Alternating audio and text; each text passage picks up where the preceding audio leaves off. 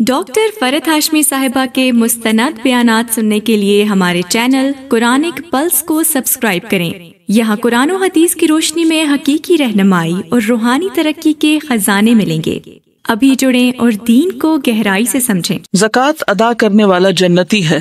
حضرت ابو ہریرہ کہتے ہیں کہ ایک اعرابی نبی اکرم صلی اللہ علیہ وسلم کی خدمت میں حاضر ہوا اور عرض کیا، مجھے ایسا عمل بتائیے جسے کرنے سے میں جنت میں داخل ہو جاؤں۔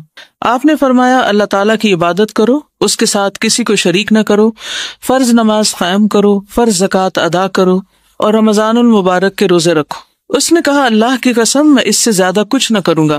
جب وہ آدمی واپس ہوا تو آپ نے فرمایا، جسے جنتی آدمی دیکھنا پسند ہو وہ اسے دیکھ لے۔ اسے بخاری نے روایت کیا ہے۔ تو اس سے کیا پتہ چلتا ہے کہ جو لوگ اپنے فرائض ادا کریں، اور اس موضوع کی مناسبت سے جو زکوٰۃ ادا کرنے والا ہے وہ اپنے اس فعل کی وجہ سے جنت میں جائے گا، جبکہ وہ باقی فرائض بھی ادا کرے۔ زکوٰۃ ادا کرنے والے کے ایمان کی گواہی رسول اللہ صلی اللہ علیہ وسلم نے دی ہے۔ حضرت ابو مالک اشعری سے روایت ہے کہ نبی اکرم صلی اللہ علیہ وسلم نے فرمایا، وضو اچھی طرح کرنا نصف ایمان ہے۔ کبھی ہم نے سوچا کہ یہ بھی ایمان کا حصہ ہے؟ جب ہم طہارت حاصل کر رہے ہوتے ہیں تو گویا ایک طرح سے اپنے ایمان کی بھی تجدید کر رہے ہوتے ہیں۔ اور الحمدللہ کہنا میزان کو نیکیوں سے بھر دیتا ہے۔ سبحان اللہ اور اللہ اکبر کہنا آسمان اور زمین کو نیکیوں سے بھر دیتے ہیں۔ کہیے الحمدللہ، سبحان اللہ، اللہ اکبر۔ جب ایسی کوئی حدیث سنا کریں، پڑھا کریں، فوراً ساتھ ہی عمل کر لیا کریں، کیونکہ پھر تو پتہ نہیں یاد کب تک رہتی ہے کب تک نہیں، لیکن جس وقت سامنے آئی چیز اسی وقت اس کو کر گزرے۔ نماز قیامت کے دن روشنی ہوگی، سبحان اللہ، اور زکوٰۃ صاحب ایمان ہونے کی دلیل ہے۔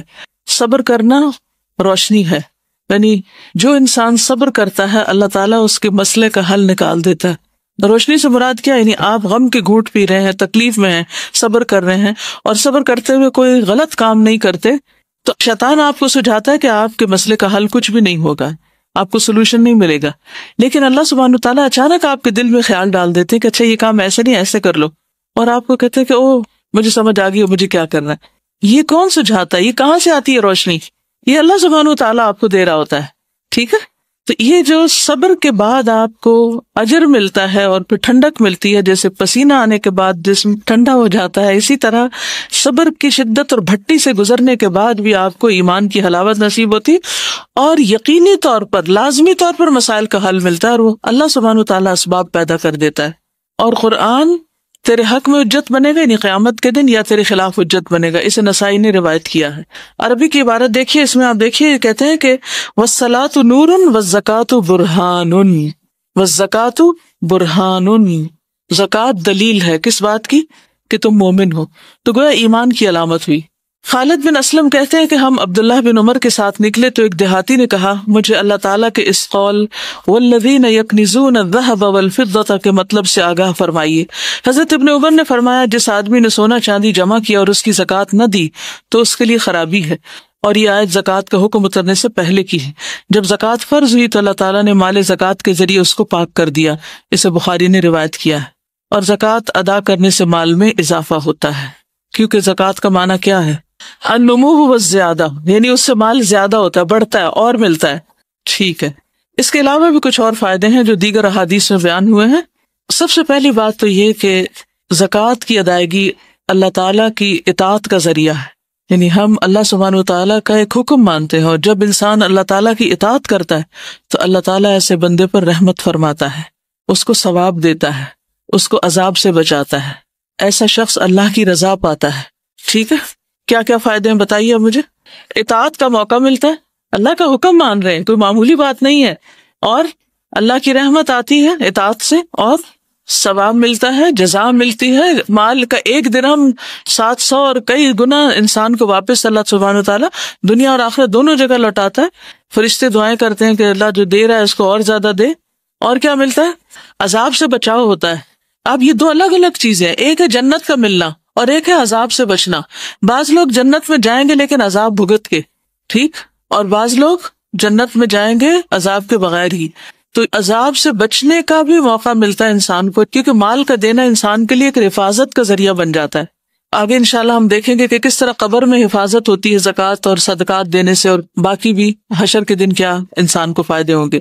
اور پھر یہ ہے کہ اللہ کی رضا حاصل ہوتی ہے، پھر اللہ سبحانہ وتعالیٰ کے قرب کا ذریعہ ہے. اللہ عز و جل فرماتا ہے جو شخص میرے کسی دوست کی تذلیل کرتا ہے وہ مجھ سے جنگ کو حلال کر لیتا ہے. یعنی ایک شخص اگر اللہ کا محبوب ہے، اللہ کا پیارا ہے، اور کوئی اس کو ذلیل کرنے پہ تلا ہوا ہے تو اللہ سبحانہ وتعالیٰ خود اس سے نبٹ لیتا ہے. اور فرائض کی ادائیگی سے زیادہ بندہ کسی چیز سے میرا قرب حاصل نہیں کرتا. فرائض کی ادائیگی سے بڑھ کر بندہ کسی چیز سے میرا قرب حاصل نہیں کرتا. یعنی اگر آپ اللہ کے مقرب بندوں میں شامل ہونا چاہتے ہیں، شوق ہے نیئرسٹ ٹو اللہ سبحانہ وتعالیٰ، تو سب سے زیادہ جو چیز آپ کو فائدہ دے گی وہ فرائض کی ادائیگی ہے. اپنے فرض پورے کیجیے. اور بندہ میرا قرب حاصل کرنے کے لیے مسلسل نوافل پڑھتا رہتا ہے حتیٰ کہ میں اس سے محبت کرنے لگتا ہوں. تو قرب فرائض سے ملتا ہے اور محبت نوافل سے. دوبارہ دہراؤں گی، کہیں موٹا کر کے اپنے پاس لکھ لیجئے، قرب فرائض کی ادائیگی سے اور محبت نوافل کی ادائیگی سے. پھر اگر وہ مجھ سے کچھ مانگتا ہے تو میں اسے عطا کرتا ہوں. اللہ اکبر. ہم سب چاہتے ہیں ہماری دعائیں قبول ہوں. اگر دعا کرتا ہے تو اسے قبول کرتا ہوں. اور مجھے اپنے کسی کام میں ایسا تردد نہیں ہوتا جیسا اپنے بندے کی موت پر ہوتا ہے، کیونکہ وہ موت کو پسند نہیں کرتا اور میں اسے تنگ کرنا اچھا نہیں سمجھتا. تو جو لوگ اللہ کے مقرب اور محبوب بندے ہوتے ہیں اللہ سبحانہ وتعالیٰ انہیں موت کی تکلیف بھی نہیں دینا چاہتا. اللہ کی تائید پھر انسان کو حاصل ہونے لگتی.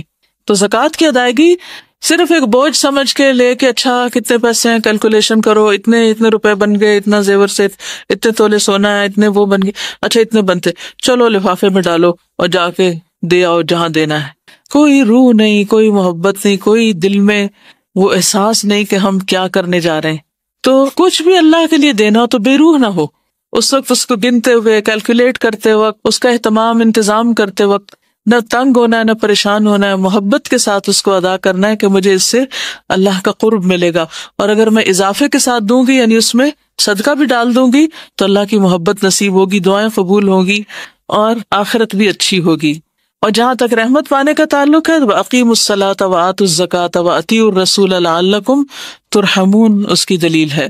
پھر ایک اور جگہ اللہ سبحانہ وتعالیٰ فرماتے ہیں وَاكْتُبْ لَنَا فِي هَذِهِ الدُّنْيَا حَسَنَةً وَفِي الْآخِرَةِ إِنَّا هُدْنَا إِلَيْكَ قَالَ عَذَابِي أُصِيبُ بِهِ مَنْ أَشَاءُ وَرَحْمَتِي وَسِعَتْ كُلَّ شَيْءٍ فَسَأَكْتُبُهَا لِلَّذِينَ يَتَّقُونَ وَيُؤْتُونَ الزَّكَاةَ. ڈائریکٹ زکوٰۃ کی بات آ گئی عمل میں کہ میں اپنی رحمت لکھ دوں گا ان لوگوں کے لیے، لازم کر دوں گا جو ڈرتے ہیں، تقوی اختیار کرتے ہیں، بچتے ہیں، بچ کے چلتے ہیں، ڈر کے چلتے ہیں، ڈر کے زندگی بسر کرتے ہیں کہ ہمارا کوئی ایکشن، ہماری کوئی بات، ہمارا کوئی قدم اللہ کو ناراض نہ کر دے.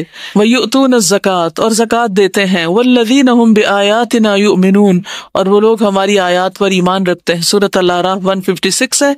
اس میں اللہ تعالیٰ فرماتے ہیں میری رحمت ہر چیز پہ چھائی ہوئی ہے، لیکن میں ان لوگوں کے لیے تو لکھ ہی دوں گا، ان کو عنایت کر دوں گا جو تقوی اور زکوٰۃ کا اہتمام کرتے ہیں. پھر زکوٰۃ جو ہے وہ انسان کی جان کا فدیہ بھی ہے. یحییٰ علیہ السلام کو 5 باتوں کا حکم دیا گیا تھا کہ ان پہ خود بھی عمل کریں اور بنی اسرائیل کو بھی حکم دیں. ان میں سے ایک ہے میں تمہیں صدقہ کرنے کا حکم دیتا ہوں، کیونکہ اس کی مثال اس شخص کی ہے جسے دشمن نے قید کر کے اس کے ہاتھ گردن سے باندھ دیے ہوں.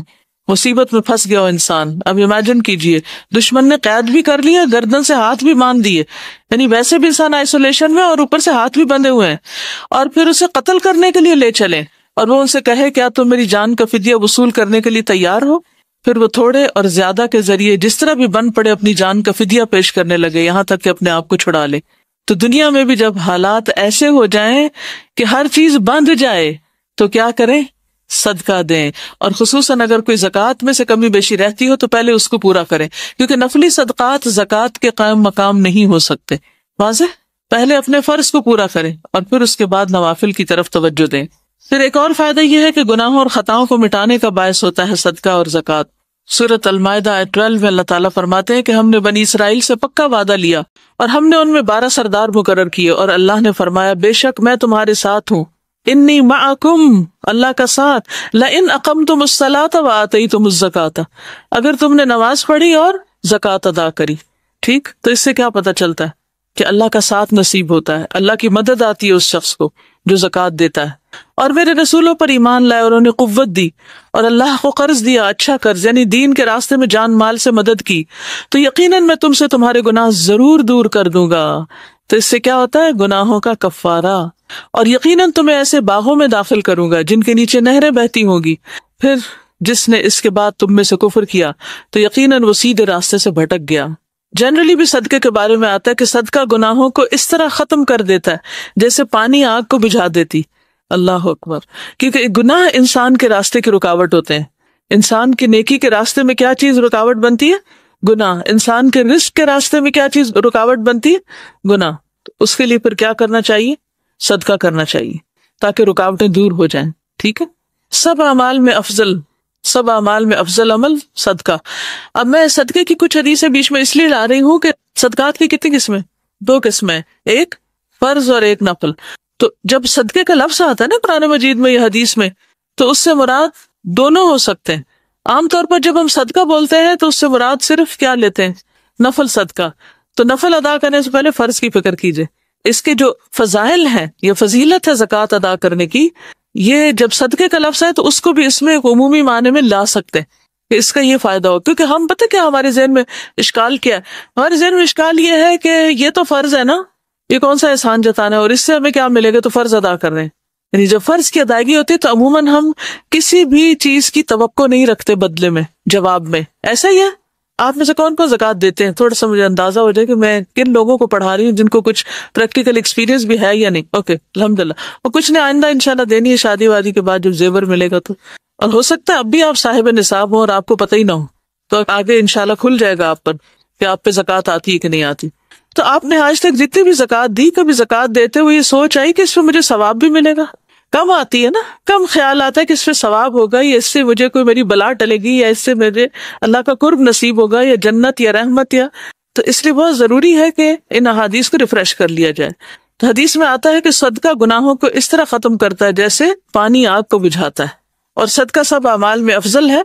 حضرت عمر رضی اللہ تعالیٰ عنہ سے روایت ہے، کہتے ہیں کہ اعمال آپس میں فخر کرتے ہیں، تو صدقہ کہتا ہے میں تم میں سب سے افضل ہوں. اور فلاح پانے کا ذریعہ بھی ہے زکوٰۃ. قد افلح المؤمنون الذین هم فی صلاتهم خاشعون والذین هم عن اللغو معرضون والذین هم للزکاۃ فاعلون. پھر اسی طرح زکوٰۃ ادا کرنے والوں کو مساجد آباد کرنے کی سعادت حاصل ہوتی. مسجد اللہ کا گھر ہے، جو اللہ کا گھر بناتا ہے اس کو لک آفٹر کرتا ہے اللہ تعالیٰ، جنت میں اس کا گھر بناتے ہیں. تو جو لوگ زکوٰۃ دیتے ہیں اللہ تعالیٰ ان کو توفیق دیتے ہیں کہ وہ مساجد کو آباد کر سکیں. اس سے پتہ ہی چلتا ہے کہ فرائض ادا کرنے سے، خصوصاً مالی فرض ادا کرنے، زکوٰۃ ادا کرنے سے انسان کے لیے نیکیوں کے مزید دروازے کھلتے ہیں اور اللہ کے دین کی خدمت کا موقع ملتا ہے.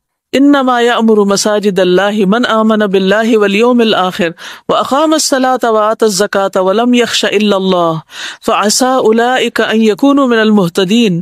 اللہ کی مسجدیں تو وہی آباد کرتا ہے جو اللہ اور آخرت کے دن پر ایمان لایا اور اس نے نماز قائم کی اور زکوٰۃ ادا کی اور اللہ کے سوا کسی سے نہ ڈرا، تو یہ لوگ امید ہے کہ ہدایت پانے والوں میں سے ہوں گے. تو اللہ کی مسجدیں کون آباد کرتے ہیں؟ جو ایمان لاتے ہیں اور نماز اور زکوٰۃ کی پابندی کرتے ہیں. ٹھیک ہے. زکوٰۃ ادا کرنے والے اللہ کی مخلوق میں سے بہترین لوگ ہیں. ابو ہریرہ کہتے ہیں نبی صلی اللہ علیہ وسلم نے فرمایا، کیا میں تمہیں مخلوق میں سب سے بہتر آدمی کے بارے میں نہ بتاؤں؟ صحابہ نے عرض کیا کیوں نہیں یا رسول اللہ؟ فرمایا وہ آدمی جو اپنے گھوڑے کی لگام پکڑے، اللہ عز و جل کی راہ میں نکل پڑا ہو اور جہاں ضرورت ہو وہ اس پر سوار ہو کر جائے. یعنی اللہ کے راستے میں نکلا، جہاں ضرورت ہے اس پہ جاتا ہے.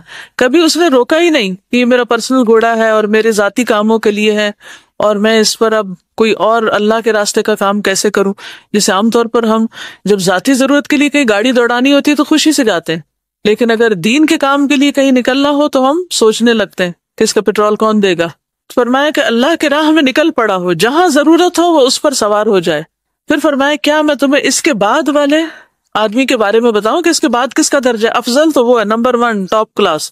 اور سیکنڈ نمبر پہ کون ہے مقابلے میں؟ صحابہ نے عرض کیا کیوں نہیں ہے اللہ کے رسول صلی اللہ علیہ وسلم، آپ ہمیں ضرور بتائیے.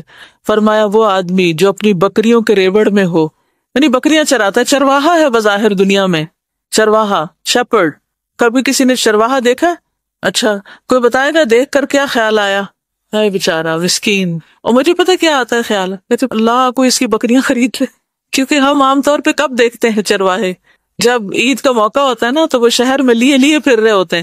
وہ جس سڑک پہ جاؤ وہاں وہ ساتھ لے کے تو چرا رہے ہوتے ہیں اور لے جا رہے ہوتے ہیں. تو فکر ہو رہی ہوتی ہے کہ پتہ نہیں ایسے واپس نہ چلے جائیں، کہ کتنی سال بھر محنت کی ہے انہوں نے اور اب یہ. تو بہرحال ہمارے دل میں یہی خیال ہے، میرے دل میں تو کم از کم رحم آتا ہے ان پر.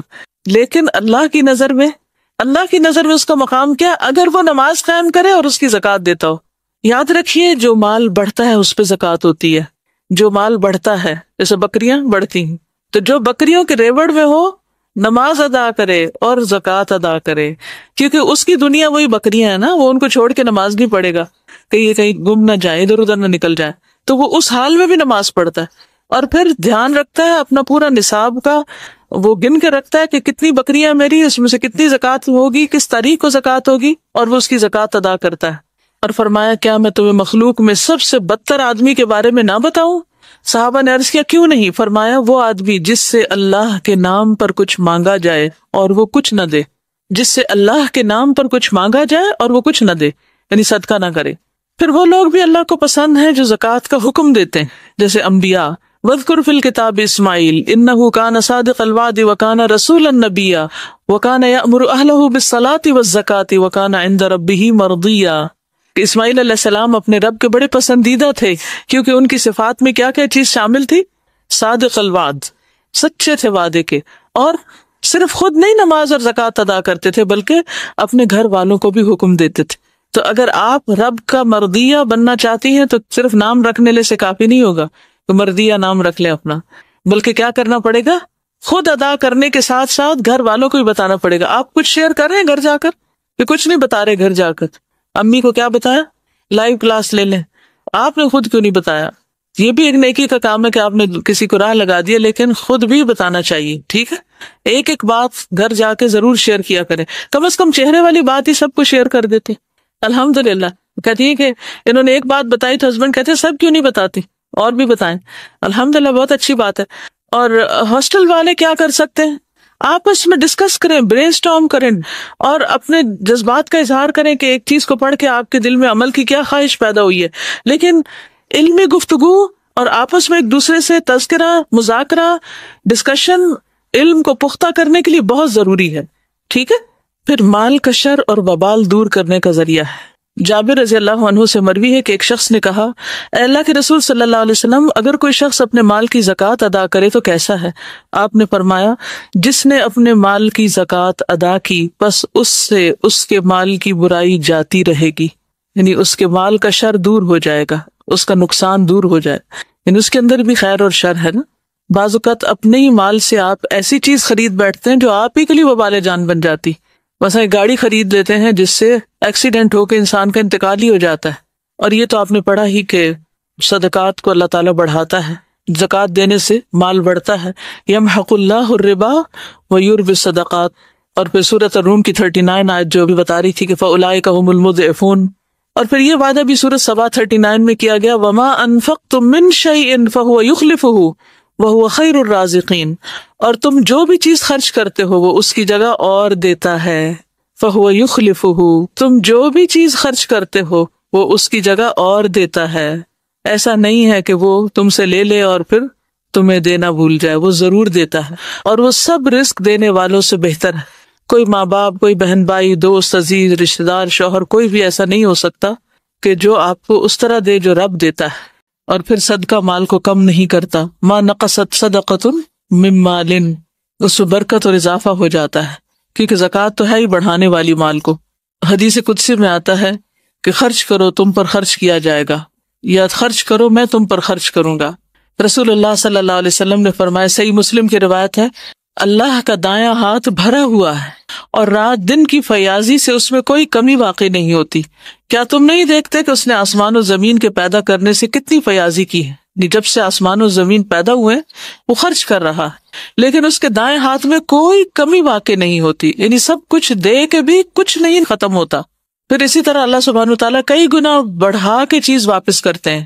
ان المصدقین والمصدقات واقرضوا اللہ قرضا حسنا یضاعف لهم ولهم اجر کریم. بلا شبہ صدقہ کرنے والے مرد اور صدقہ کرنے والی عورتیں اور جنہوں نے اللہ کو اچھا قرض دیا انہیں کئی گنا زیادہ دیا جائے گا اور ان کے لیے باعزت اجر ہے. صدقہ اور زکوٰۃ کے دنیا میں بھی حیران کن اثرات نظر آتے ہیں. کیا آپ نے وہ کہانی سن رکھی ہے جس میں ایک آدمی جو جنگل میں چلا جا رہا تھا اور اس کے کانوں میں ایک آواز پڑی جو بادل سے آ رہی تھی کہ فلاں شخص کے باغ کو سیراب کرو. تو اس آواز پر وہ شخص بادل کی طرف چلا کہ بادل کدھر جا رہا ہے, تو ادھر ادھر موو ہونے لگا. دیکھا تو بادل ایک پتھر کے اوپر برسا ہے, ایک پتھریلی جگہ پہ برسا ہے, اور جب پانی برسا تو وہ پانی نالیوں کی شکل میں ایک کھالے کے شکل میں آ کے اکٹھا ہو گیا, اور پھر وہ اس پانی کے پیچھے جانے لگا تو وہ ایک خاص شخص کے کھیت تک جا رہا تھا. وہاں ایک شخص اپنے کھیت کو پانی لگا رہا تھا, تو اس نے اس کا نام پوچھا. اس نے جب اپنا نام بتایا تھا یہ تو وہی نام ہے جو میں نے ابھی بادل میں سنا تھا. تو پھر اس نے پوچھا کہ تم میرا نام کیوں پوچھ رہے تھے؟ تو اس نے کہا کہ میں نے بادل میں آواز سنی کہ جس کا یہ پانی ہے اور اس میں تمہارا نام لے کر کہا گیا کہ فلاں آدمی کے باغ کو سیراب کر دو. یعنی بادل کو حکم ملا کہ یہ پانی فلاں کے باغ کے لیے ہے. اب تم بتاؤ تم کون سا ایسا عمل کرتے ہو جس کی وجہ سے تمہارے ساتھ یہ معاملہ کیا جا رہا ہے. اس نے کہا کہ اگر آپ اصرار کرتے ہیں تو میں آپ کو بتا دیتا ہوں. میں باغ کی پیداوار پر غور کرتا ہوں تو میں اس کے 3 حصے کرتا ہوں. 1/3 صدقہ کرتا ہوں, 1/3 دے دیتا ہوں, another 1/3 جو ہے اس کو اپنے گھر والوں کو کھلاتا ہوں, گھر والوں کی ضروریات پوری کرتا ہوں, اور باقی تیسرا حصہ یعنی ٹوٹل مال کے 3 حصے کر کے 1 صدقہ کر دیا, 1 گھر والوں کو دے دیا اور 1 واپس باغ میں ڈال دیتا ہوں. یعنی اس پر پھر مزید جو کچھ خرچ آتا ہے باغ کو سنوارنے میں وہ لگا دیتا ہوں. تو کتنی زبردست رسک مینجمنٹ تھی کہ اللہ نے دیا, اس میں اپنا حصہ حق بھی رکھا, گھر والوں کا رکھا, اور اس کے ساتھ ساتھ کیا کیا, غریبوں کو بھی یاد رکھا, صدقہ بھی کیا, اور پھر باغ کا بھی حق نہیں بھولا کہ جو دے رہا ہے اس کو بھی دیا جائے. پھر مال کا خرچ کرنا انسان کو سخی بناتا ہے. اب آپ کہیں گے یہ کیسے ہوتا؟ پتہ کیا ہے, انسان وہ کام بار بار کرنا چاہتا ہے اور کرنا چاہتا ہے جس کے کرنے سے اس کو مزہ آتا ہے. تو جب آپ اللہ کے راستے میں دیتے ہیں تو آپ کو خوشی ہوتی ہے, اس خوشی کا مزہ پھر لینا چاہتے ہیں, پھر آپ اور کرتے ہیں, پھر آپ اور کرتے ہیں. تو اس طرح نفس میں فراخی آتی چلی جاتی. ابو ہریرہ سے روایت ہے, انہوں نے نبی صلی اللہ علیہ وسلم کو یہ فرماتے ہوئے سنا کہ بخیل اور خرچ کرنے والے کی مثال ایسے 2 لوگوں کی ہے جن کے بدن پر لوہے کے 2 کرتے ہیں, ان کے سینے سے ہنسلی تک جیسے جیکٹ ہوتی ہے. جب خرچ کرنے والا خرچ کرتا ہے تو اس کے تمام جسم کو وہ کرتا چھپا لیتا ہے اور تمام جسم پر پھیل جاتا ہے, یعنی اس کی کنڈیاں کھلنے لگتی ہیں, وہ لمبا ہونا شروع ہو جاتا ہے, اور اس کی انگلیاں اس میں چھپ جاتی ہیں, بازو بھی لمبے ہو جاتے ہیں, چلنے میں اس کے پاؤں کا نشان مٹ جاتا ہے, یعنی اس کے نیچے بھی لانگ ڈریس بن جاتا ہے. لیکن بخیل جب خرچ کرنے کا ارادہ کرتا ہے تو اس کا ہار ہلکا ایک دوسرے سے چمٹ جاتا ہے, تانگ ہونے لگتا ہے, اور پھر وہ اسے کھولنا چاہتا تو کھلتا نہیں اور وہ کچھ دے نہیں پاتا. تو یہ 2 ڈفرنٹ پرسنالٹیز ہیں, ایک وہ جو دیتا ہے اور پھر دیتا چلا جاتا ہے اور کھلتا جاتا ہے. پھر فتنوں کا کفارہ ہو جاتا ہے, یعنی انسان کا وہ فتنہ جو اس کی بیوی, اولاد اور پڑوسی میں ہوتا ہے, نماز, صدقہ اور اچھی بات اس کے لیے کفارہ بن جاتی. یعنی ہم سے جو غلطیاں ہوتی رہتی ہیں انسانوں کے حق میں, پھر جب انسانوں کی ہی ہم مدد کرتے ہیں تو اللہ سبحانہ وتعالیٰ ہماری تکلیفوں کو دور کر دیتے ہیں. پھر اسی طرح زکوٰۃ انسان کے اعمال کی حفاظت بھی کرتی ہے. قبر میں مومن کی حفاظت کا ذریعہ ہے, قبر میں مومن کی حفاظت کا ذریعہ ہے. نبی صلی اللہ علیہ وسلم نے فرمایا, میت کو جب اس کی قبر میں رکھا جاتا ہے تو وہ ان کے پلٹ جانے کے وقت ان کے جوتوں کی آواز سنتا ہے. اگر وہ مومن ہوتا ہے تو نماز اس کے سرہانے آ جاتی ہے, سر کی طرف, روزہ اس کی دائیں طرف ہوتا ہے رائٹ سائڈ پہ, زکوٰۃ اس کی بائیں طرف ہوتی, اور دیگر نیک کام, صدقہ, نماز, نیکی اور لوگوں سے اچھائی اس کے دونوں پاؤں کے پاس ہوتے ہیں. یعنی باقی اچھے اچھے کام سارے پاؤں کی طرف آ جاتے ہیں. پھر اس کے داہنے طرف سے آیا جاتا ہے, یعنی کوئی تکلیف آنے لگتی تو روزہ کہتا ہے میری طرف سے آنے کا کوئی راستہ نہیں, وہ بلاک کر دیتا ہے. پھر اس کے بائیں طرف سے آ جاتا ہے تو زکوٰۃ کہتی ہے میری طرف سے آنے کا راستہ نہیں. پھر اس کے دونوں پاؤں کی طرف سے آ جاتا ہے تو نیک اعمال, صدقہ, نماز, نیکی یعنی نوافل وغیرہ اور لوگوں سے اچھا سلوک کہتے ہیں کہ میری طرف سے آنے کا راستہ نہیں. اور اس طرح وہ انسان ہر طرح کی تکلیف سے پروٹیکٹڈ ہوتا ہے. تو دنیا میں بھی پروٹیکٹ کرتے ہیں انسان کو صدقہ, بری موت سے بچاتا ہے, بہت سی برائیوں سے بچا لیتا ہے, اور قبر میں بھی اس کی حفاظت کرتا ہے. آپ صلی اللہ علیہ وسلم نے فرمایا, ان الصدقۃ لتطفئ عن اہلها حر القبور, صدقہ کرنے والوں کی قبروں سے حرارت بجھاتا ہے, یعنی قبر کی آگ, قبر کی گرمی دور کرتا ہے. گویا قبر کا ایئر کنڈیشنر ہے, قبر ٹھنڈی ہوگی اس سے. پھر آخرت میں بہترین انجام رجال لا تلہیہم تجارۃ ولا بیع عن ذکر اللہ واقام الصلاۃ وایتاء الزکاۃ یخافون یوما تتقلب فیہ القلوب والابصار، وہ مرد جنہیں اللہ کے ذکر سے اور نماز قائم کرنے سے اور زکوٰۃ دینے سے نہ کوئی تجارت غافل کرتی ہے، نہ خرید و فروخت، یعنی اپنے فرائض کی ادائیگی میں وہ پکے رہتے ہیں۔ وہ اس دن سے ڈرتے ہیں جس میں دل اور آنکھیں الٹ جائیں گی، پھر آخرت کی کامیابی کی ضمانت ہے۔ اولئک ھم المفلحون شروع میں ہی آتا ہے، اور سورۃ لقمان میں بھی آتا ہے پہلی 5 آیتوں میں کہ الذین یقیمون الصلاۃ ویؤتون الزکاۃ وہم بالآخرۃ ھم یوقنون اولئک علی ھدی من ربہم واولئک ھم المفلحون۔ پھر قیامت کے دن کی گرمی سے نجات ہے۔ حدیث میں آتا ہے قیامت کے دن ہر شخص اپنے صدقے کے سائے میں ہوگا، یہاں تک کہ لوگوں کے درمیان فیصلہ ہو جائے۔ سورج کتنا قریب ہوگا؟ 1.25 نیزے کے برابر۔ ہر شخص کو گرمی لگی ہوگی۔ آج ذرا باہر نکل کے دھوپ میں تھوڑا محسوس کیجئے اس گرمی کو۔ جب سخت گرمی محسوس ہو رہی ہو تو اس وقت سوچے کہ اب کیا کروں، اور پھر آخرت کو یاد کر کے سوچے کہ اب کس طرح سے اس گرمی سے نجات پاؤں۔ تو اس کا جواب ہے صدقہ۔ ان الذین آمنوا وعملوا الصالحات واقاموا الصلاۃ وآتوا الزکاۃ لہم اجرہم عند ربہم ولا خوف علیہم ولا ہم یحزنون۔ صرف گرمی ہی نہیں، خوف اور غم سے بھی نجات ہوگا زکوٰۃ کی ادائیگی سے۔ صدیقین اور شہداء کے ساتھ رہنے کا ذریعہ ہوگا۔ جو شخص زکوٰۃ دیتا ہے، قیام کرتا ہے، رمضان کے روزے رکھتا ہے، نمازیں پڑھتا ہے، وہ شخص صدیقین اور شہداء میں شمار ہوتا ہے۔ ایک شخص نے پوچھا آپ مجھے ایسا عمل بتائیے جو جنت میں لے جائے، تو آپ نے اس کو کیا بتایا؟ اللہ کا شریک نہ ٹھہراؤ، نماز قائم کرو، زکوٰۃ دو اور صلہ رحمی کرو۔ ایسے شخص کے لیے جو زکوٰۃ ادا کرے جنت کے 8 دروازے کھل جاتے ہیں، جس میں اس کے علاوہ شرک سے بیزاری اور نماز قائم کرنا، یعنی جو شخص شرک سے بچے، نماز قائم کرے، زکوٰۃ ادا کرے، ایسا شخص جنت کے جس دروازے سے چاہے داخل ہو جائے۔ اور پھر دل کی خوشی سے ادا کرنا ضروری۔ ہم مانگنے سے تھک جائیں گے، گننے سے تھک جائیں گے، اللہ تعالیٰ دینے سے نہیں تھکتا، وہ سب کچھ دے سکتا ہے۔ کچھ اجتماعی فائدے بھی ہوتے ہیں، دولت ایک جگہ اکٹھی نہیں ہوتی، اور اس طرح کچھ لوگ زیادہ امیر اور کچھ غریب نہیں ہو جاتے۔ مثلاً ایک معاشرے کے اندر یا ایک سوسائٹی کے اندر اگر کل ان کے ایسٹس 1 لاکھ روپے کے ہیں اور کچھ لوگ 80% پہ قبضہ کر لیں اور باقی سب کے لیے 20% رہ جائے، تو اس سے کیا ہوگا؟ مساوات، محبت، آپس کے تعلقات کی بہتری۔ جب اس طرح کی تخصیص ہو جاتی ہے کہ کچھ لوگوں کے پاس بہت زیادہ ہے اور کچھ بیسک نیڈز بھی پوری نہیں کر سکتے، تو پھر کیا ہوتا ہے؟ اس ناہمواری سے کیا ہوتا ہے؟ آپس کے تعلقات خراب ہوتے ہیں، دشمنیاں پیدا ہوتی ہیں، قتل و غارت ہوتا ہے، اور بہت سی خرابیاں جنم لیتی۔ تو ہمارا دین کیا چاہتا ہے؟ کہ دولت ایک جگہ اکٹھی نہ ہو، وہ گردش کرتی رہے۔ کئی لا یکون دولۃ بین الاغنیاء، صرف مالدار ہی آپس میں اس کا لین دین نہ کرتے رہے، وہی بزنس نہ کرتے رہے، بلکہ وہ غریبوں کی طرف بھی منتقل ہو۔ اور اس انتقال کے لیے کئی طریقے رکھے گئے، وراثت کی تقسیم بھی اسی لیے رکھی گئی۔ پھر یہ کہ اسلامی معاشرے کو مضبوط کرنے کا باعث ہوتی ہے زکوٰۃ۔ جس کے پاس ہے جب وہ اس کا خیال رکھتا ہے، جس کے پاس نہیں ہے تو آپس میں تعلقات بہتر ہوتے ہیں، آپس کی محبتیں بڑھتی ہیں، ایک دوسرے کے ساتھ بانڈنگ مضبوط ہوتی۔ پھر مالی جرائم ختم ہوتے ہیں، چوری، ڈاکے، غصب، اس طرح کی حرکتیں ختم ہوتی ہیں معاشرے سے، جرائم میں کمی ہو جاتی۔ جس معاشرے میں صحیح زکوٰۃ ادا کی جاتی ہے وہاں پھر سب کے پاس اگر ہو تو کسی کو شوق نہیں ہوتا چوری کرنے کا یا کسی کو قتل کرنے کا، ڈیسپریٹ ہو کے کرتے ہیں۔ جب وہ دیکھتے ہیں کہ ان کو کوئی حل نظر نہیں آ رہا تو پھر آخری حل کے طور پر وہ ایسے ہتھ کنڈے اختیار کرتے ہیں۔ چوری کرنے والے کو عام طور پہ چوری کی ضرورت کیوں پیش آتی؟ کہ اس کی ضروریات پوری نہیں ہو رہی ہوتی۔ پھر اسی طرح مالی جرائم ختم ہوتے ہیں، آپس میں بھائی چارہ پیدا ہوتا ہے۔ انسان کی فطرت میں کہ وہ اپنے محسن سے محبت کرتا ہے، الا یہ کہ جس کی فطرت مسخ ہو چکی وہ احسان یاد نہیں رکھتا۔ 2 طرح کے لوگ ہوتے ہیں، ایک وہ ہوتے ہیں کہ جن کے ساتھ آپ چھوٹا سا احسان بھی کرو وہ ساری زندگی نہیں بولتے، آپ بھول چکے ہوتے ہیں، وہ آپ کو یاد کراتے رہتے ہیں آپ نے فلاں موقع پہ میری مدد کی تھی۔ اور کچھ لوگ ہوتے ہیں کہ جن کے ساتھ آپ بڑے سے بڑا بھی احسان کرو تو وہ اس کو لمحوں میں بھول جاتے ہیں، لیکن زیادہ تر لوگ جو ہوتے ہیں وہ احسان ماننے والے ہوتے ہیں۔ ٹھیک، اگر ویسے ہر وقت وہ نہ بھی مانے تو انہیں یاد ضرور ہوتا ہے، انسان کی فطرت میں ہے۔ لیکن جس معاشرے کے اندر احسان کا معاملہ نہیں ہوتا وہاں کبھی بھی آپس کی خوشیاں نہیں ہو سکتی۔ تو زکوٰۃ معاشرے میں خوشی پیدا کر دیتی۔ پھر اسی طرح زکوٰۃ سے فقراء کی نفرت بھی ختم ہوتی۔ عموماً لوگ جو فقیر ہوتے ہیں ان کو لک ڈاؤن کرتے ہیں، ان کو حقیر سمجھتے ہیں، لیکن جب ہمدردی کے ساتھ ان پہ خرچ کریں گے تو یہ نفرت بھی کم ہوگی، دونوں طرف سے کم ہوگی۔